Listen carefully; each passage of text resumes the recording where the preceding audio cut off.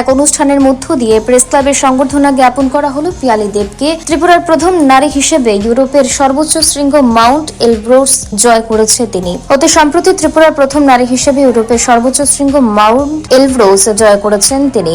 উল্লেখ্য, চলতি মাসের ৩ তারিখ রাশিয়ার সময় ভোর ৬টার সফলভাবে আরোহণ করেছেন ইউরোপের সর্বোচ্চ শৃঙ্গ মাউন্ট এলব্রুস। বিশ্বের 7 সামিটসের অন্যতম এই শৃঙ্গ জয়ের মাধ্যমে তিনি ত্রিপুরার প্রথম নারী হিসেবে গড়েছেন এক ঐতিহাসিক রেকর্ড।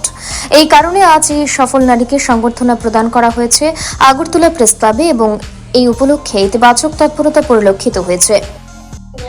অ্যাকচুয়ালি প্রথমত বলে রাখি, এলব্রুসে ইউরোপের যে সর্বোচ্চ শৃঙ্গ মাউন্ট এলব্রুস, ওইটা সাবমিশনের জন্য আমি গেছিলাম।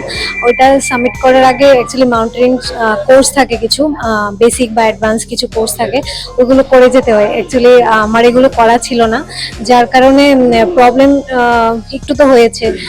প্রথমত ওইখানে বরফের মধ্যে হাঁটা, ক্র্যাম্পং পরে যে জুতোগুলো পরে হাঁটা, বা ওই আমি যেদিন সাবমিট করেছিলাম এদিন ওয়েদারও প্রচণ্ড খারাপ ছিল।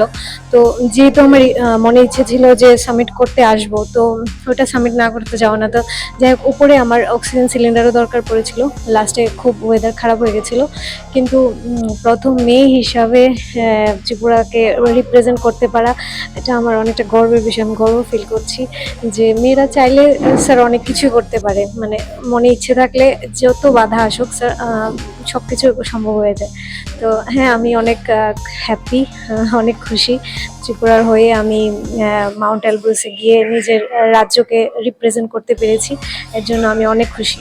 ব্যুরো রিপোর্ট, অবিরাম 24x7।